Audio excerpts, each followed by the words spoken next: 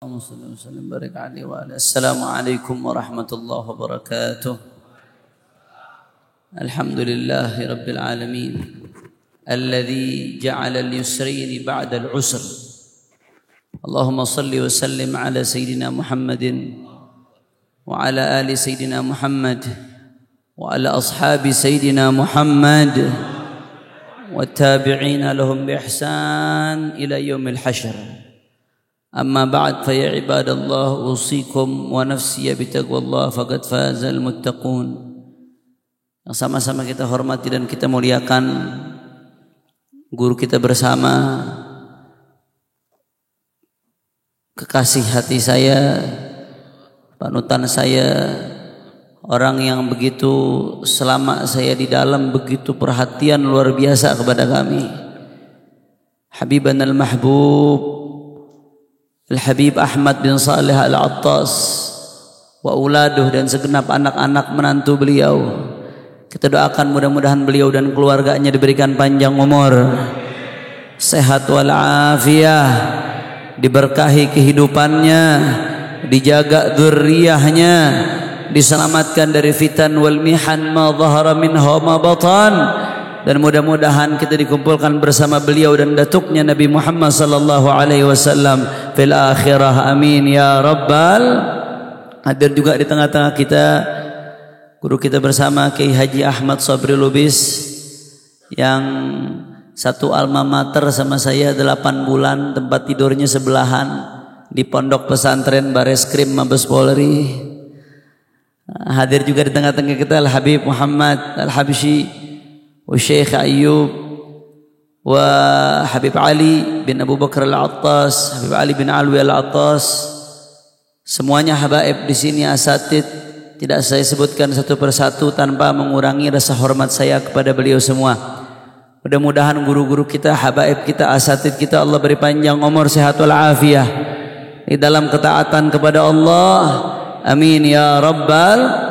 Dan salam penghormatan yang paling istimewa saya hadiahkan kepada hadirin hadirat, muslimin muslimat, mukminin mukminat yang hadir pada kesempatan kali ini. Semua angkat tangannya, kita minta sama Allah, mudah-mudahan tidaklah kita keluar dari tempat ini kecuali semua dosa kita diampuni oleh Allah.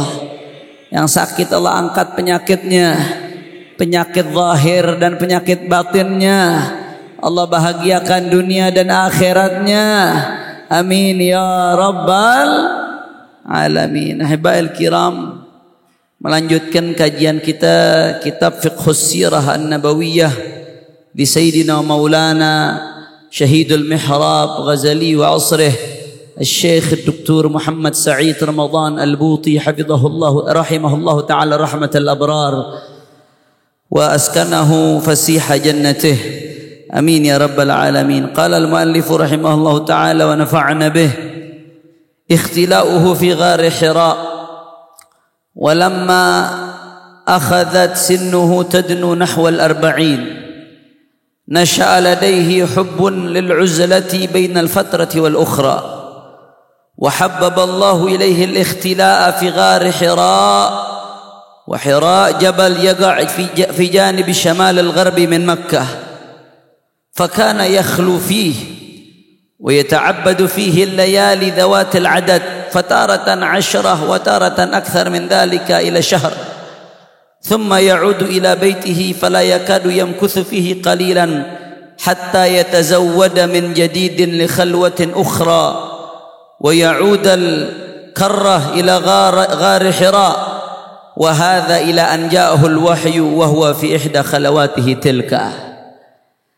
Jadi di sini Syekh Muhammad Sa'id Ramadan Al-Buti menjelaskan, setelah di pertemuan sebelumnya, mungkin udah pada lupa, soalnya pertemuan sebelumnya zaman Fir'aun belum disunat itu, udah lama bener Habib, akthar min sana, udah lebih lama dari Abroha kata Habib Ahmad.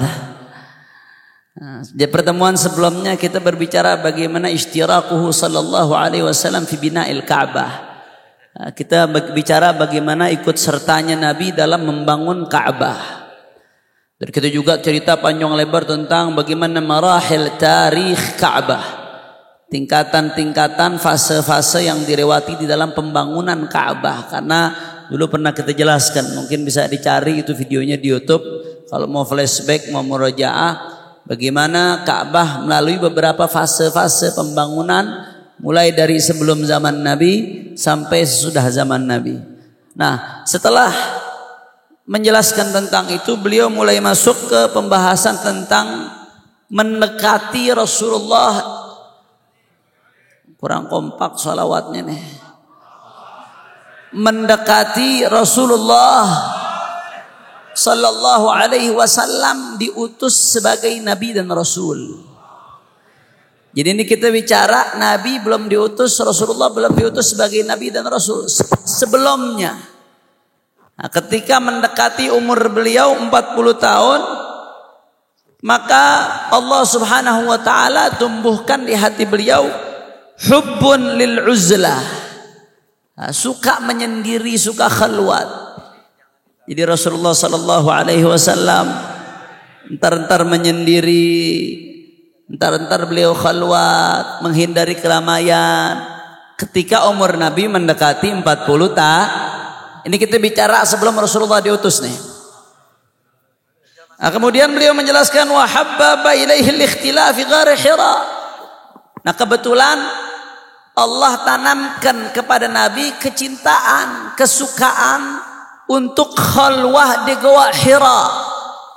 Nah, nanti akan kita bahas di pertemuan berikutnya insyaallah bagaimana proses turunnya wahyu kepada Rasulullah sallallahu alaihi wasallam di Gua Hira. Jangan ketukar tuh, ada Gua Hira, ada Gua Thur. Kalau Gua Hira tempat turunnya wahyu, kalau Gua Thur tempat apa? Nabi ngumpat ketika hijrah. Nabi ngumpat bersama Sayyidina Abu Bakar Siddiq radhiyallahu taala anhu wa arda. Nah, ketika beliau khalwah di Gua Hira ini, beliau yata'abbad fihi layali dawatil adat. Beliau ibadah. Khalwatnya bukan sekedar duduk bengong, tapi beliau beribadah. Nah, kadang-kadang kata Syekh Al-Buti, khalwatnya kadang-kadang 10 hari, kadang-kadang lebih dari itu. Bahkan kadang-kadang khalwatnya sampai sebulan di Gua Hira. Rasul sallallahu alaihi wasallam. Nah, kemudian rutinitasnya Rasulullah ini nanti kita baru bahas hikmahnya, ibrahnya belakangan. Kita bahas sirahnya dulu nih sekarang. Seperti biasa kita terjemahkan sirahnya dulu, baru nanti kita ulas hikmah, ibrah, pelajaran di balik ini. Al-hikamul ibar, al-ibar wal idhat kalau bahasanya Syekh Al-Buti. Nah, kemudian Rasulullah sallallahu alaihi wasallam kebiasaannya setelah khalwat 10 hari, kadang 15 hari, kadang sampai sebulan, Rasulullah balik ke rumah. Sebentar di rumah, nggak lama Rasulullah siap-siap lagi bawa bekal, berangkat lagi khalwah. Terus Rasulullah begitu sampai turun wahyu kepada baginda Nabi besar Muhammad. Nah, kita belum masuk bicara tentang proses turunan wahyu. Itu kita akan bahas di pertemuannya. Ada pembahasan yang luar biasa di situ. Bagaimana hikmah di balik proses turunan wahyu, bagaimana sikap Rasulullah ketika pertama kali mendapatkan wahyu. Nah, sekarang kita mau bahas dulu, saya sudah terjemahkan tadi sirahnya, saya mau bahas apa sih hikmahnya? Kok Rasulullah khalwat? Kok Rasulullah uzlah di gua? Hikmahnya apa? Nah, kenapa Rasulullah nggak di rumah aja? Kenapa Rasulullah kok Allah kasih tanamkan di hatinya kecintaan menyendiri, uzlah, tafakur, ibadah dalam kesendirian? Apa hikmah di balik itu? Beliau Syekh Al-Buti mengatakan inna li hadhihi al-khalwa allati hubbibat ila qalbi Rasulillah sallallahu alaihi wasallam qabila al-bi'tsah dilalatan 'azimah atau dalalatan 'azimah jiddan laha ahamiyatun kubra fi hayatil muslimin 'ammah wad da'in ila Allah bi suratin khassah. Kata Syekh Al-Buti, ternyata di balik khalwahnya Rasulullah, di balik uzlahnya Rasulullah, ada hikmah yang begitu besar bagi setiap muslim umatnya Nabi Muhammad. Lebih khususnya lagi untuk para dai, para ulama, para pewaris baginda Nabi besar Muhammad Makanya saya juga kaget. Biasanya saya tuh kalau ngajar saya tandain terakhir ngajar di sini. Saya udah lama nggak ngajar, saya lupa. Subhanallah, begitu di mobil sebelum berangkat ke sini saya mau tolak. Subhanallah, ini kok pas benar nih. Baru keluar uzlah setahun, begitu keluar ketemunya bab uzlah. Nah, mudah-mudahan ini tanda sebentar lagi dapat kemenangan dari Allah Subhanahu wa taala. Nah, mudah-mudahan tanda jadi isyarah, mudah-mudahan imam besar kita bisa keluar sebentar lagi insyaallah. Amin ya rabbal. Kita bahas sekarang hikmahnya. Perhatikan baik-baik. Yang pertama, apa hikmahnya? Syekh Al-Buti mengatakan, saya enggak baca satu-satu, hikmahnya fahiyya tuwaddihu anna al-muslim la yakmulu islamu mahma kana mutahalliyan bil fadail qa'iman bi alwan al-ibadat hatta yajma' ila dhalika sa'atin min al-uzwati wa khalwah yuhasibu fiha an-nafsa wa yuraqibu Allah ta'ala wa yufakkiru fi madahir al-kaun wa dalail dzalika ala 'azamatillah. Hikmah yang pertama, kata Syekh Al-Buti, sebanyak apapun ibadah ente, sebanyak apapun sholat ente, sebanyak apapun puasa ente, sebanyak apapun sedekah ente, zahir yang ibadat, imanmu gak akan sempurna kalau gak dibalengi dengan tafakkur. Makanya kita awwal wajibin 'alal insani ma'rifatul ilahi bistiqan. Sahibuz Zubat mengatakan hal pertama yang wajib terhadap seorang muslim adalah mengenal Allah Subhanahu. Itu wajib pertama tuh kita mengenal Allah. Bagaimana cara mengenal Allah? Sayyidina Imam Al-Ghazali radhiyallahu anhu Hujjatul Islam dalam Ihya Ulumuddin mengatakan, kita kalau mau mengenal Allah jangan terlalu ribet taghalghul fi ilmil kalam, enggak usah terlalu taghalghul, terlalu mendalami ilmil kalam sampai yang orang kadang-kadang kebingungan sendiri bacanya. Mau nguatin iman, kata Imam Ghazali, mau nyempurnain iman, ulama mengatakan caranya bagaimana? Salah satu caranya yang pertama, kata beliau, ia belajar dasar-dasar ilmu tauhid. Kemudian yang kedua, supaya iman kita kuat, memperbanyak baca Quran, memperbanyak berzikir, tuh buat nguatin iman tuh. Dan yang paling penting, memperbanyak tafakkur. Makanya ada yang mengatakan ulama, tafakkur sa'akhir min ibadah sana. Ente tafakkur sebentar aja, itu lebih baik dari ibadah setahun. Tafakkur apa? Yuhasibu fihan nafas, di muhasabah dirinya. Kita kadang-kadang ibadah tapi merasa sombong, merasa dirinya hebat. Lah nggak sempurna iman ente. Harus ada jam-jam ente sendiri muhasabah fihan nafas. Ana hari ini udah ngapain aja? Omongan apa aja yang keluar dari ana? Kira-kira Allah ridho nggak sama tuh omongan? Kegiatan ana nih hari apa aja? Kira-kira Allah ridho nggak sama kegiatan ana? Makanya Abuya Sayyid Muhammad bin Alawi Al-Maliki radhiyallahu anhu mengatakan, kalau kamu mau melakukan sesuatu, lihat kira-kira Rasulullah ridho nggak sama yang ente lakuin tuh. Itu jadiin kaidah tuh, pegang tuh, muhasabatun nafas. Kalau ada Nabi ini depan saya, Nabi kira-kira ridho nggak tuh? Saya mau tanya, kira-kira ente nih mau maksiat, tahu-tahu terbesit di benak ente, kalau ada Nabi di depan saya, kira-kira ridho apa kagak? Jawab yang kompak, ridho apa enggak? Ente lagi mau ngambil bunga bank, mau bunga bank. Ente bayangin, kira-kira kalau ada Nabi di depan saya, Nabi ridho enggak kita ngambil bunga bank tuh? Enggak bayar tuh Rasulullah. Ente lagi megang handphone sendirian di kamar. Wah, godaan banyak tuh, syaitan, fitnah. Orang di kamar tapi bisa ngakses apa aja, yang ngerusak matanya, yang ngerusak otaknya, yang ngerusak hatinya. Kira-kira kalau ada Nabi di depan kita, apa berani kita lakukan itu? Jangankan Nabi, guru aja kita nggak berani. Makanya itu pentingnya tuh. Kata Syekh Al-Buti, kenapa Allah suruh Nabi uzlah? Itu hikmah diajarin buat umatnya tuh. Ente nggak sempurna iman ente kalau ente nggak ada waktu menyendiri. Kita tuh hasib fi nafsa. Perlakuan anak kepada Allah udah benar apa belum? Sikap anak ke Nabi udah benar atau belum? Sikap anak ke anak istri anak udah benar atau belum? Sikap anak ke guru anak udah benar atau belum? Nah, nggak sempurna iman kita kecuali kalau siapkan waktu khusus untuk uzlah. Kira-kira jelas atau tidak? Jelas atau tidak? Mau sampai di situ, dan yang paling penting apa? Wa yufakkir fi madhahiril qawn. Nah, ini nih tadi kaitannya. Kata Imam Ghazali, kalau ente mau nguatin iman, ya silahkan. Kalau buat ulama mau ta'ammuk fi ilmil kalam, silahkan. Tapi kalau dia nggak ada hajah masa untuk taghalghul fi ilmil kalam, nggak ada hajah mendesak, ente pengen kuatin iman, bukan itu caranya. Banyak orang yang pinter ilmu kalam, bukan imannya kuat, malah makin ragu, malah berdebat mulu kerjaannya, saudara. Banyak yang begitu kerjaannya. Kalau mau kuat iman, caranya gimana? Nih.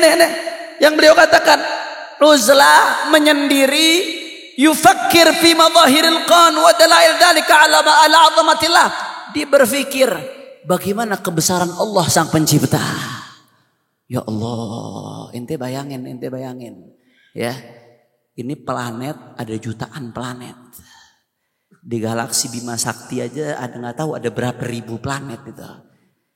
Itu sama satu sama lain nggak tabrakan. Satu aja tabrakan, satu aja tuh salah belok tuh. Satu aja tabrakan, itu Bekasi mendem, saudara. Betamburan juga kata Pak Ahmad. Ngomong kalah Bekasi.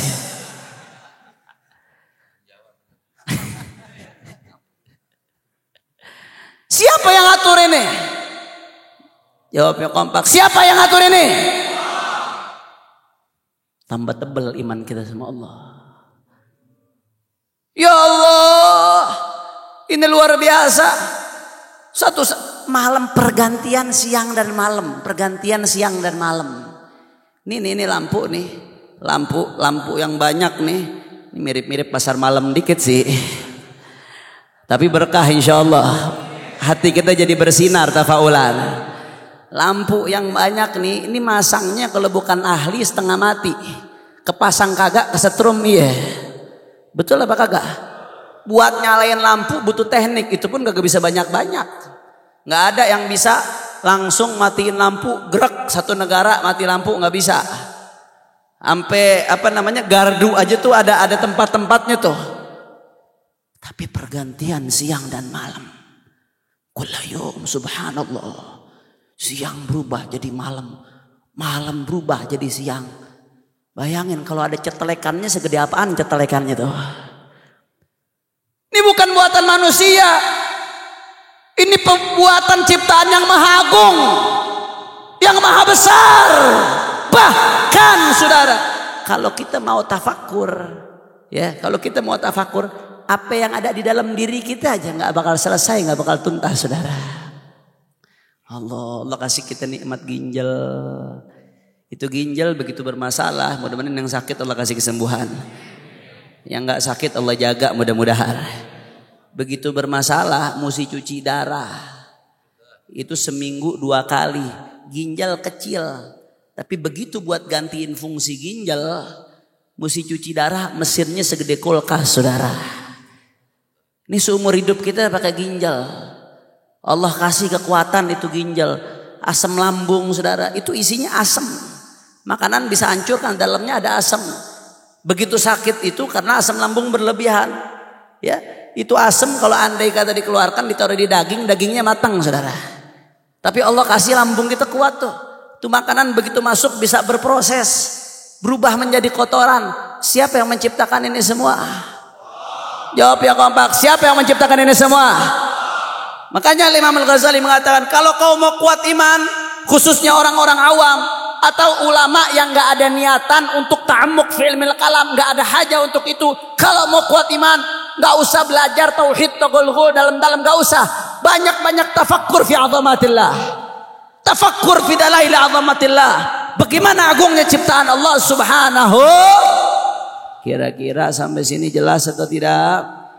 Nah, beliau kemudian melanjutkan, ini lebih hebat lagi. Hadza fi haqqi ayyi muslim yuridu li nafsihi islam as-sahih, fa kaifa biman yuridu an yada'a nafsahu mawdi'ad da'i ila Allah wal mursyid ila tariqil haq. Kata Syekh Al-Buti, ini tafakur gini buat setiap muslim. Setiap muslim ini mesti tafakur begini. Bagaimana kalau orang yang ngaku dai, ngaku ulama, punya majelis, punya murid. Allah, bagaimana dia nggak siapkan waktu antara dia sama Allah Ta'ala. Makanya kadang-kadang kita berpikir ada hikmah. Ada waktu-waktu yang mungkin kita sibuk sampai kita lupa berdua uzlah dengan Allah. Akhirnya mungkin tahta tayil agdar asrar. Di balik setiap kudrat iradat Allah asrar, ada rahasia. Jujur, saya sama Ustaz Sobri satu kamar selama di penjara sama Al-Walid Al-Habib Rizik Syihab. Kita di dalam banyak waktu luang. Luar biasa. Mudah-mudahan nasallahu afiyah, mudah-mudahan jangan sampai masuk penjara lagi. Tapi kalau boleh jujur ya, kalau boleh jujur, baru berasa nikmatnya uzlah ibadah ketika di dalam, saudara. Karena uzlah Allah kasih tepat, itu salah satu hikmah. Walaupun kita jangan pernah berharap masuk penjara. Di dalam kita ngobrol sama beliau, sama Al-Walid Habib Rizik, ngobrol sama beliau, Ustaz, alhamdulillah ada begini hikmahnya begini. Alhamdulillah ada begini hikmahnya begini. Kenapa perjuangan kita begini? Oh, mungkin ada kekurangan kita di sini. Kenapa perjuangan kita bisa begini? Oh, mungkin ada kekurangan kita di sini. Oh, mungkin ada dosa kita di sini nih yang bikin pertolongan Allah belum datang. Oh, mungkin ada hikmah Allah nih. Allah ngindarin kita dari keburukan. Terus tafakur. Saudara, seorang muslim saja dituntut untuk uzlah. Muslim biasa, awam, yang gak punya murid. Apalagi da'i ilallah. Aib. Kata Habib Abdullah bin Umar Syatir, Allah yaghfir dhunubana, Allah yaghfir taksirana. Kata Habib Abdullah bin Umar Syatir, laisa bitalibin ilm man laisa lahu qiyamun minal lail. Orang yang gak qiyamul lail itu gak pantas dikatakan santri talibul ilm, apalagi ulama. Mudah-mudahan Allah ampunin dosa saya yang udah begitu banyak meninggalkan qiyamul lail. Mudah-mudahan Allah kasih kita kekuatan untuk qiyamul lail. Nah, makanya kata Syekh Al-Buti, kalau orang awam aja wajib untuk uzlah tafakkur, apalagi untuk ulama. Ini hikmah yang pertama. Kira-kira sampai sini jelas atau tidak? Jadi hikmah tafakkur, uzlah, khalwah, berdua dengan Allah. Yang pertama hikmahnya adalah untuk supaya menguatkan iman. Kemudian yang kedua saya singkat. Soalnya Habib Ahmad udah ngeliat jam dari tadi. Sampai jam berapa Habib? Jam 10 udah lewat dong Habib. Tinggal 5 menit Habib. Oh diem gak bergerak. Lewat-lewat dikit gak apa-apa ya. Habib izin lewat-lewat sedikit Habib biar tuntas. Kalau gak tuntas ibarat minum obat setengah, akhirnya mabok di tengah jalan akhirnya.